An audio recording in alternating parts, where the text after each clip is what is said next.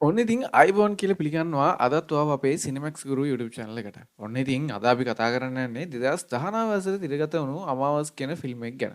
ඉතින් මේ හොරර් ඇන්ඩ් රේල වගේම රොමැන්ස් එක දුන්න ලස්සන ෆිල්ම් එකක්. ඉතින් ආරාධනා කරනවා ඔයාටත් අවසාන වෙනකම් කුතුහලයෙන් පිරලා තියෙන මේ ලස්සන ෆිල්ම් එකත් එක්ක බලන්න රැඳිලා ඉන්න කියලා. මේ ෆිල්ම් එකේ ප්‍රධාන චරිත දෙක තමයි කරන් සහ අහානා කියන්නේ. මේ දෙන්න එයාලගේ ඇනිවර්සරි එක වෙනුවෙන් බංගලාවකට යනවා නිවාඩුවක් ගත කරන්න. ඉතින් මේ ගමනේදී මුණ දෙන්න වෙන සිද්ධියක් නිසා එයාලගේ මුළු ජීවිතේම කරන්ට් පෙරලනවා. ඒ වගේම කරන්ට නොපෙනෙන බලවේගයකින් බලපෑම් එල්ල වෙන්නත් පටන් ගන්නවා. ඉතින් ඇත්තටම මොකද්ද මේ සිද්ධිය? ඒ වගේම කවුද මේ නොපෙනෙන බලවේගය? ඉතින් මේ හැම ප්‍රශ්නයකටම උත්තර හොයාගන්න අපි යමු කතාව පැත්තට. ෆිල්ම් එකේ පළවෙනිම සීන් එකෙන් පෙන්වන්නේ ටිකක් අద్భుත පෙනුමක් තියෙන විශාල බංගලාවක්. මේ බංගලාවේ ඉන්න එකම කෙනා තමයි බංගලාව බලා ගන්න වැඩට ඉන්න වයසක මිනිසයා. ගෝටි කියන්නේ පොඩි දෙයටත් හිත බය කරගන්න බයගුළු කෙනෙක්. ඉතින් මේ ගෝටි එක දවසක් රෑ නිදාගෙන ඉන්නතරේ එකපාරටම එයා නිින්ද හැරෙනවා. එයාට අමුතු විදිහේ සද්දයක් ඇහෙන නිසා. ගෝටි ඇඳෙන් නැගිටලා ටෝච් එක අරගෙන බයෙන් මේ සද්ද ඇහෙන දිහාවට ඇවිදගෙන යනවා. ඒත් එක්කම ඔහුට ඇහෙන ගැහණු කෙනෙක්ගේ කටහඬක්. ගෝටි කීව පාරක්ම කවුද කියලා ඇහුවත් එයාට කිසිම පිළිතුරක් ලැබෙන්නේ නැහැ. ඉතින් ගෝටි මේ ගෑල්ලමේ කටහඬ ඇහෙන පැත්තට ඇවිදගෙන ගිහින් අවසානයේ වහලා දාලා තියෙන කාමරයක් ළඟින් නතර වෙනවා. ගෝටි වෙවුලනවා ගමන් ඒ කාමරේ දොර අරින්න හදනකොටම ඔහුට තේරෙනවා තමන්ගේ පිටුපස්සෙන් කවුරු හරි ඉන්නවා කියලා. ගෝටි එහෙම්ම ආපස්සට හැරෙනවා. එතකොට තමයි ඔහු දකින්නේ කළු පාට රිදිකඩකින් ඔළුව වහගත්ත ගෑනු රූපයක්. ගෝටි හැරෙනවත් එක්කම මේ හොල්මන ගෝටි කියලා මුළු සද්දෙන් කෑ ගහනවා. මේක දැකලා බය වුණ ගෝටි ටෝච් එකත් එක්කම දාලා බයේ පැනලා දුවනවා. ඉතින් ඔන්න ඊට පස්සේ අපිට පෙන්වන්නේ මේ බංගලාවේ මිදුල් තියෙන උන්චිල්ලාවට තනියම පැද්දෙන හැටි. බැලු බැල්මට එතන කවුරු හරි නොපෙනෙන බලවේගයක් ඉන්නවා වගේ තමයි අපිට පෙන්වන්නේ. ඒත් ඉතින් ඇත්තට මේ වෙන්නේ මොකක්ද කියලා දැනගන්න නම් අපිට කතාවේ තව ඉස්සරහටම යන්න වෙනවා. ඔන්න ඉතින් ඊළඟට තමයි අපේ කතාවේ ප්‍රධාන නිලිය වුණ අහන්නා කරලියට එන්නේ. ඉතින් මේ අහනා මේ වෙලාවේ ඉන්නේ එයාගේ බෝයිෆ්‍රෙන්ඩ්ගේ පරණ ෆොටෝ ඇල්බම් එකක් බලන ගමන්.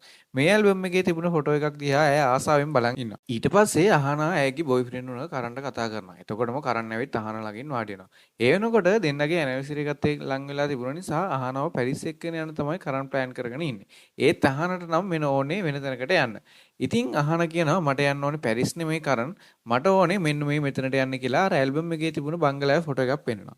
ඇත්තටම කරන් පුංචි කාලේ වගේම කොලෙජ් යන කාලේ ඉඳලා තියෙන්නේ ඒ බංගලාවේ තමයි.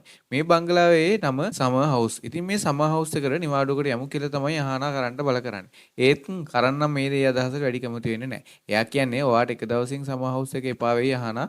අනික මම දැනටපත් පැරිස් වල ටිකට් බුක් කරලා ඉවරයි කියලා. ඉතින් එතකොටම කරන්ගේ ආච්චි අම්මා දෙන්න ළඟට එන්නේ. ඉතින් පැරිස් වලට බුක් කරපු ටිකට් කැන්සල් කරන්නකෝ පුතා කියන ගම. පුත කරන්නේ ආච්චි අම්මත් කැමති වෙන්නේ අහනාගේ ඉල්ලීමට. ඉතින් ආච්චි අම්මත් කිව්ව නිසා කරන් අකමැත්තෙන් වුණත් මේ ගමනට ලෑස්ති වෙනවා. හරියටම අවුරුදු 8කට පස්සේ තමයි කරන් ආයෙත් එයාගේ මේ පරණ නිවනට යන්නේ. ඒත් දෙන්නටම ගොඩක් සතුටින් තමයි මේ ගමන යන්නේ. අවසානයේ දෙන්නම සමා හවුස් එකට එනවා.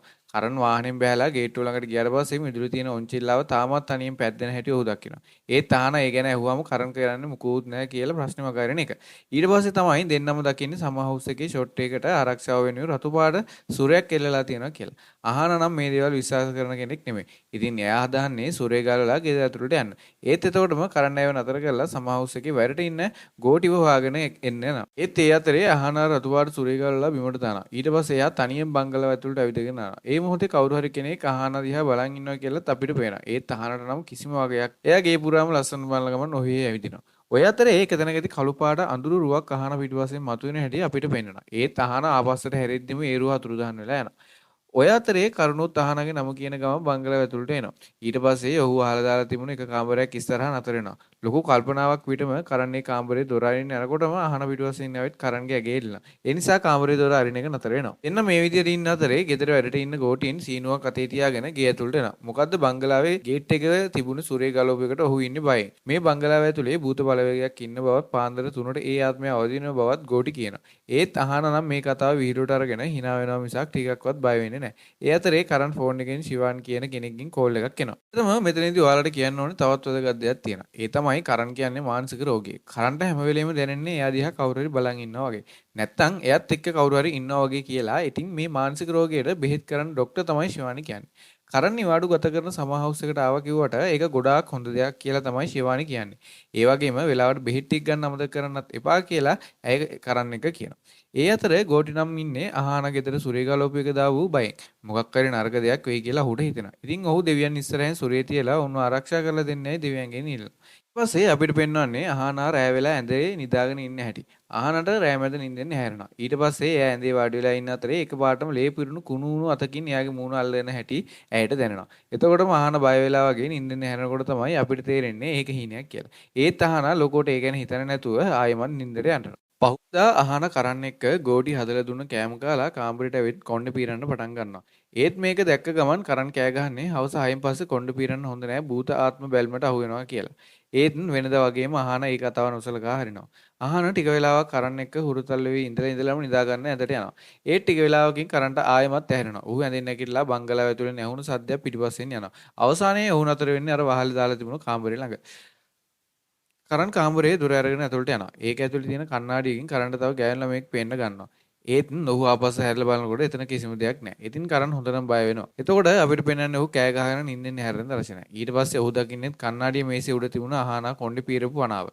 කරන් කේන්තියෙන් ඒකත් බිමට ඇදලා දැම්මේ Taman හිතන්නේ බය වුණා අහනා ඇවිලේ කොණ්ඩේ පීරපු හේතුව නිසා කියලා හිතලා. අවුවදා කරන් ලෑස්ති වෙන්නේ අහනා එක්ක එයා කොලෙජ් යන කාලේ සමර් වැකේෂන් එක ගත කරපු හොස්ටල් එකට යන්න. ඒකේ මෙට්‍රන් තමයි මිස් ස්මිත් කියන වයසක කාන්තාව ඇය කරන්ව දැකපු ගමන් හරිම ආදරෙන් පිළිගන්නවා. ඊට පස්සේ කරන් මිල්ක් ෂේක් එකක් අරන් එතන තියෙන මිස් අහනා එක්ක කතා කරමින් චූටි කාලේ ෆොටෝස් වගේක් පෙන්වන්න පටන් ගන්නවා. ඒ අතරේ අහනා නොදන්න කරන්ගෙන් කොලෙජ් යන කාලේ විස්තරේ මිස් ස්මිත් ඈත් එක්ක කියනවා. කරන් එයාගේ කොලෙජ් එකේ හොඳම යාළුවා වුණ සමීර් එක ගත්ත ෆොටෝ එකක් අහනා දකින්නේ ඒ වෙලාවේ. ඇත්තටම ඒ දෙන්න සහෝදර තරමටවත් ඔයාලු වුණ දෙන්නෙක් කියලා මිස් ස්මිත් කියනවා. ඒ වගේම මේ දෙන්න එක්ක තවත් ගෑනු ළමෙක් හිටියා කියලා මිස් ස්මිත් කියනවා. ඒ වගේම ඇය ඒ කෙල්ලගේ නම කියාගෙන යනකොට තමයි කරන්නේ මිල්ක් ෂේක් එකත් අරගෙන එතනට එන්නේ.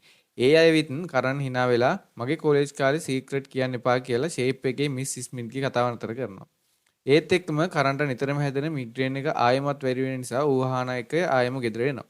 දවසක් කරන් නිින්දෙන් බය වෙලා ඇහැරෙන්නේ මායා කියලා කෑ ගහන ගමන්. ඒත් අහනට නම් ඒ වචනේ අහුණු පාටක් නැහැ. ඉතින් කරන් ආයෙමත් නිදා ගන්නවා. ඒත් ඊට පස්සේ කරන් දවසක් කිහිපයක් තිස්සෙම බය වෙනවා. ඒ නිසා කරන් ડોක්ටර් කිෂිවානිට කෝල් අරගෙන මේ කතාව පැහැදිලි කරනවා. මට දැනෙන්නේ මම දකින්න හීන ඔක්කොම ඇත්ත වගේ. හැම වෙලේම කවුරු හරි මගේ දිහා බලන් ඉන්නවා වගේ මට දැනෙනවා කියලා කරන් කියනවා. ඒත් ශිවානි කියන්නේ හීන කියන දේ ඔක්කොම ඇහැරුණු ගමන් ඉවර වෙනවනේ. ඒ නිසා ඒ ගැන වැඩි හිතන්න එපා. ඔයා බෙහෙත් ටික හරියට බොන්න කියලා. මොකද ශිවානි කියන්නේත් නොපෙනෙන බලවේගයේ විශ්වාස කරන කෙනෙක් නෙමෙයි. අවුවදා අහන කරන්න වෙන රොමැන්ටික් ෂැම්පේන් නයිට් එකක් ලෑස්ති කරනවා. දෙන්නම ෂැම්පේන් බොන ගමන් ඉන්න අතරේ අහන කරන්නේ උකුල උඩින් වාඩි වෙලා මායා කියන්නේ කවුද කියලා අහනවා. ඒ කියන්නේ එදා කරන් ඉඳින් මායා කියලා කෑ ගහපු කෙනා අහනත් දන්නවා කියලා අපිට තේරුම් යන්නේ මෙන්න මෙතනදී. කරන් කියනවා මායා කියන්නේ ඇයි කොලෙජ් එකේ යාළුවෝ වෙලා හිටපු යාළුවෙක් විතරයි වෙන කිසිම සම්බන්ධයක් නැහැ කියලා.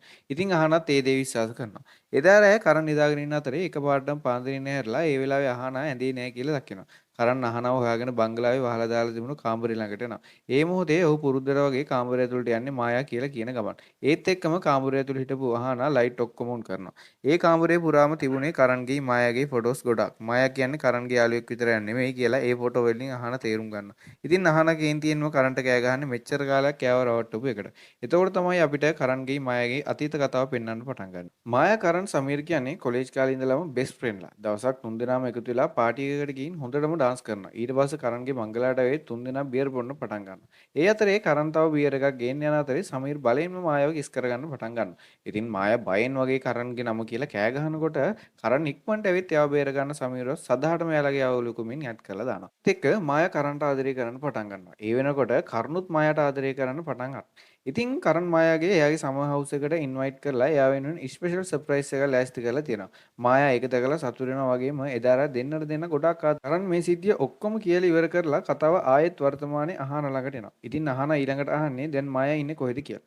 කරන් ඒකට උත්තරයක් විදිහට කියන්නේ මායා සදාටම මාව දාලා ගිහින් ඉවරයි කියලා. ඒ කියන්නේ මායා මේ වෙනකොටත් බංගලාවේ ඇතුළෙම සිද්ධ වුණ ඇක්සිඩන්ට් එකකින් ජීවිතයෙන් සමු අරන් ඉවරයි. ඒ වගේම කරන් නිවාඩු ගත කරන්න බංගලාවට එන්න අකමැති වුණේත් හේතුව ඒකයි. ඉතින් මේ කතාව ඇහුවනම අහන්නයටත් කරන් ගැන ගොඩාක් දුක හිතෙනවා. එයා තනියම කල්පනා කරන ගමන් ඇඳුරට වෙලා අඬන අතරේ එකපාරටම කරන් කෑ ගහන සද්දෙට එයාට ඇහෙනවා. අහන එළියට දුවගෙන යනකොට කරන් පඩිපෙළෙන් පාමුල වැටිලා ඉන්න හැටි එයා දකිනවා. අන්න ඉක්මනට කරන් ළඟට ඇවිත් වාඩි වෙනවා. මේ මොහොතේ තමයි කරන් කවුරු හරි දිහා බලාගෙන මායා කියලා කෑ ගහන කතා කරන්නේ. එතකොටම අහනත් ඉක්මනින් මේ පැත්ත හැරිලා බලනවා. ඉතින් මෙන්න මේ වෙලාවේ තමයි පළවෙනි වතාවට අහනටත් මායාව පෙනුනේ. ඉතින් මේ ගෙදර ඇතුලේ ඒ දෙන්නට අමතරව තව අద్భుත බලවේගයක් තියෙනවා කියලා අහනට තේරෙන පටන් ගන්නවා. ඉතින් අහනට ඕන වෙන්නේ පුළුවන් ඉක්මනින් ආයෙත් ලන්ඩන් යන්න. ඒත් අහන කරන්නට බෙහෙත් කරන්න එක්කන් ආවේ ડોක්ටර් කියන්නේ කරන්න ආපහු සුවපත්තට හැරෙනකම් එයා ලොකු දුරක් ට්‍රැවල් කරන එක භයානකයි කියලා. ඉතින් අහනට අකමැත්තෙන් හරි සිද්ධ වෙනවා තව ටික දවසක් බංගලාවෙන් නතර වෙන්න.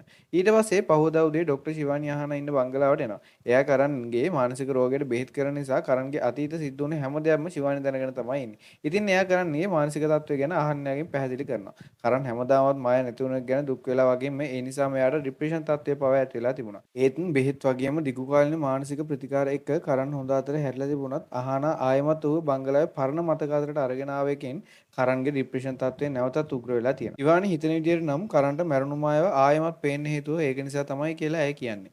ඒත් එතකොටම තමමුණුත් මායාව S2කටම දැක්ක බව අහන කියනවා. ඒ වගේම මම කවදාවත් යක්කුන් විශ්වාස කරේ නැහැ. මම විශ්වාස කරේ දෙවියන්ව. ඒත් දෙවියන් කවදාවත් මගේ ඉස්සරහට ඇවිත් නැහැ. ඒ වෙනුවට මට පේරුණේ යකෙක්ව. ඉතින් ඔයා මට පිස්සු කියලා හිතන ඇති ශිවානි. ඒත් මේ තමයි ඇත්ත කියලා අහනම කියනවා. එතකොට ශිවානි කියන්නේ ඕනම දෙයක දෙපැත්තක් තියෙනවා. ආලෝකය වගේම අඳුරත් හොඳ වගේම නරකත් තියෙනවා නම් දෙවියන් වගේම යක්කුත් ඉන්න පුළුවන්. ඉතින් ඔයාව ඒ විදිහට මායාගේ ආත්මය තාමත් මේ බංගලාව ඇතුලේ තියෙනවා නම් ඒක අපි හිතනට වඩා ගොඩාක් භයානකයි. මොකද මායාට ඕන වෙලා තියෙන්නේ කරන්වත් එයාගේ ලෝකෙටම අරන් යන්න වෙන්න පුළුවන් කියලා ශිවානි පැහැදිලි කරනවා. ඉතින් අහන කරන්න 100 එනකම් බලන් ඉන්න පුළුවන් ඉක්මනින් ආයෙත් ලන්ඩන් යන්න. ඔන්න ඔය අතරේ තමයි මේ කතාවට තවත් අලුම චරිතයක් එකතු වෙන්නේ. ඒ තමයි රූහි මායාගේ එකම නංගි. අහන මුලින්ම රූහිව දකින්නේ එයාලේ කාමරේ ඇඳ ළඟ ඉඳන් කරන් දිහා බලාගෙන ඉද්දි. ඉතින් අහන හිතන්නේ ඒ ඉන්නේ මායාගේ ආත්මය කියලා. අහන කේන්තියෙන් රූහිව තල්ලු කරලා දානකොට තමයි එයා දකින්නේ ඒ ඉන්නේ ඇත්තටම මනුස්ස කෙල්ලෙක් කියලා. මෙන්න මෙතනින් තමයි අපේ කතාව සම්පූර්ණයෙන්ම කලබිට හැරෙන්නේ. ඉතින් කතාවේ කලින් කොටසේදී ඔයාලට මතක ඇතිනේ මායා මරුනේ ඇක්සිඩන්ට් එකකින් කියලා කරන් කිව්ව බව. ඒත් මායාගේ නංගි උන රෝහි නම් කියන්නේ වෙනම කතාවක්. කරන් කිව්ව කතාව අනුව නම් මෙදා රෑ මායා කරන් එක්කම තමයි නිදාගෙන තියෙන්නේ. ඉතින් ඒ අතරේ එළියෙන් ඇහුණු සද්දයන් නිසා කරන් ඇවිත් තියෙනවා. ඒ සද්ද මොකද්ද කියලා බලන්න. ඒත් එක්කම ඔලුවට ලොකු පාරක් වැදිලා තිය කරන්ව සිහිසුන් වෙනවා. ආයෙත් සිහිය ඇවිත් කාමරේට යනකොට තමයි මායා ඇඳ උඩ මැරිලා ඉන්නවා ඔහු දකින්නේ. ඒත් රෝහි හිතන විදිහට නම් මෙතනදී කරන්නේ කරන්ට ඔලුවට පාරක් එල්ල කරලා ඔහුට සිහිය මුර්ජා කරන්න එතරම් කිසිම තුන්වෙනි පාර්ශවයක් හිටියේ නෑ. මොකද එහෙම තුන්වෙනි ගින් ගැන පොලිසියෙන්වත් හොයාගෙන තිබුණේ නැහැ. ඉතින් රෝහි හිතන් ඉන්නේ මායාගේ ඝාතනය කරෙත් කරන් කියලා. ඒ නිසා කරන්ගෙන් පලිගන්න තමයි රෝහි හොරෙන් බංගලට ඇවිත් තියෙන්නේ. ඒත් එතකොට අහන මේ කතාවට විරුද්ධ වෙනවා. මොකද එතකොට තමයි යාට මතක් වෙන්නේ කරන් තමන් එක්කම මායා ගැන කිව්ව කතාවක්. ඒ තමයි එදා පාටියේදී සමීර්ට මායා අතවර කරන්න හදද්දී කරන් සමීර්ට පාරක් ගහලා මායාව බේරගන්න සිද්ධිය. ඉතින් අහන කියන්නේත් ඒ කේන්තිය පිරිමහා ගන්න සමීර් මේ වැඩේ කරන්න නැති කියලා. ඒ ડોක්ටර් ශිවානි නම් කතාවට එකඟ වෙන්නේ නැහැ. ඒ වගේම මේ මොහොතේම තමයි කරුණු සිහියවිත් කට්ටියම ඉස්සරහට එන්නේ. කරන් කියන්නේත් මායාව මරණයට සමීර් සම්බන්ධ වුණේ නැහැ කියලා. ඒත් එක්කම අපිට පෙන්වන්නේ කරන් එදා පාටියක ඉවරලා මායාව ඇරලා යන අතරේ සිද්ධ වුණු සිද්ධියක්. කරන් මායාට වාහනේ දාලා දොර වහලා යන්නේත් හැරෙන්නවත් එක්කම සමීර් එතනට ඇවිත් ඔහුට පහර දෙන්න පටන් ගන්නවා. ඉතින් මේ රණ්ඩුවේ දුරදිග ගිහින් අවසානයේ සමීර් හදන්නේ කරන්ගේ බෙල්ල හිර කරලා මරලා දාන්න. ඉතින් මේ මොහොතේ බය වෙලා කරන් දෙයක් හිතා ගන්න බැරි වුණා. මායා ළඟ තිබුණ ඔන්චිල්ලාවෙන් සමීර්ගේ ඔළුවට පාරක් ගහනවා. ඒ මොහොතේ මායා හිතුවේ නැති විදිහට සමීරේ පාරින් මිය යනවා.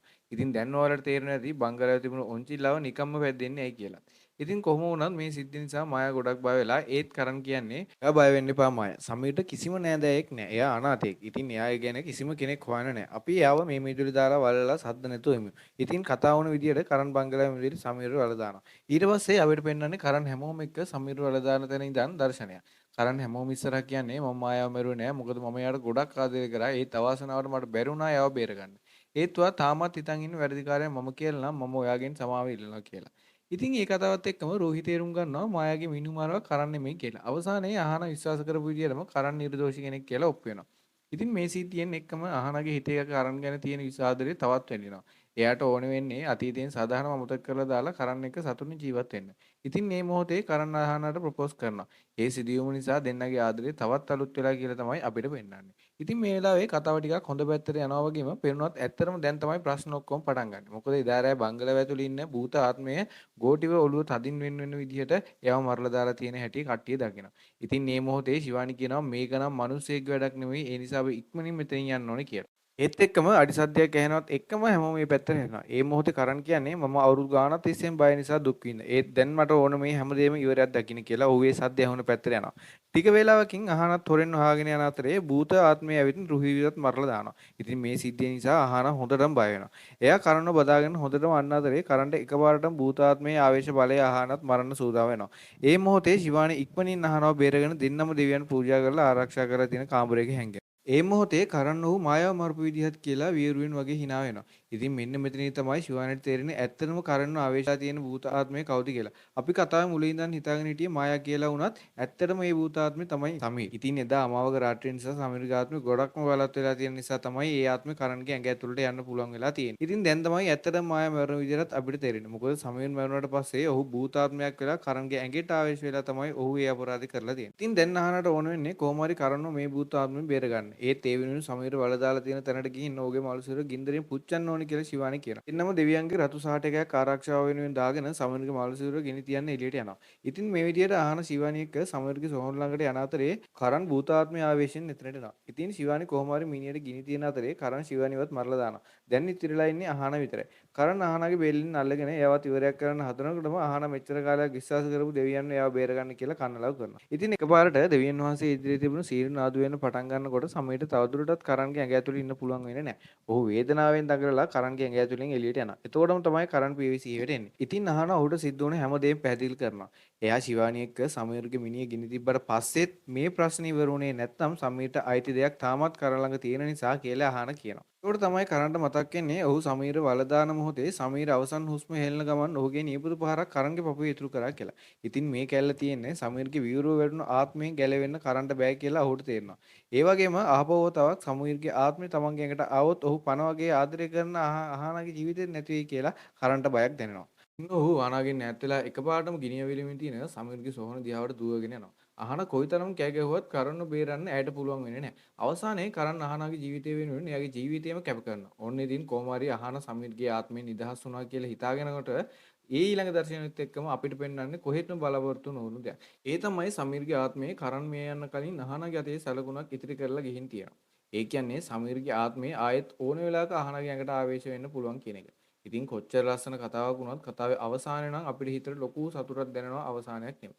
මොකද ඉතින් අවංකව ආදරය කරපු අහනට අවසානයේගේ ජීවිතේ භූතාත්මික වහල් කරගන්න සිද්ධ වුණා. ඒ වගේම හොඳ පෙරදිලා නරක ජයගත්තා වගේ හැඟීමක් තමයි අපිට දැනුනේ. ඒත් මේකෙන් අපිට අපේ ජීවිතයේ දෙයක් කියන්න තියෙනවා. ඒ තමයි හදිස්සි කෝපය නිසා වුණත් වෙන කෙනෙකුගේ ජීවිතයක් නැති කරන්න අපිට කිසිම අයිතියක් නැහැ. ඒ විදිහටම මැරෙන අය ගොඩාක් වෙලාවට නරක ආත්මවල ඉපදිලා අපේ ජීවිත විනාශ කරන්න තියෙන ඉඩකඩ බොහොම වැඩි. ඉතින් හොඳම දේ තමයි කතා කරලා ප්‍රශ්න විසඳ ගන්න එක. ඉතින් ෆිල්ම් එක බලපු ආඩත් ගොඩක් ස්තුතියි. මේ වගේ නිර්මාණ හැමදාමත් බලන්න නම් දිගටම අපේ channel එකත් එක්ක එකතු වෙලා ඉන්න කියලා ආරාධනා කරනවා. ඒ වගේම තමයි තාමත් ඔයා අපේ channel එක subscribe කරලා නැත්නම් channel එක subscribe කරලා bell icon එකත් click කරගෙන අනිවාර්යෙන් අපිත් එක්ක ආදරෙන් ඉන්න. ඒ වගේම තමයි ඊළඟටත් මේ වගේ ලස්සන මූවි එකක් අරන් එනකම් අදට මම මේ කතාව නතර කරනවා. එහෙනම් ඔයාලට සුබම සුබ දවසක්.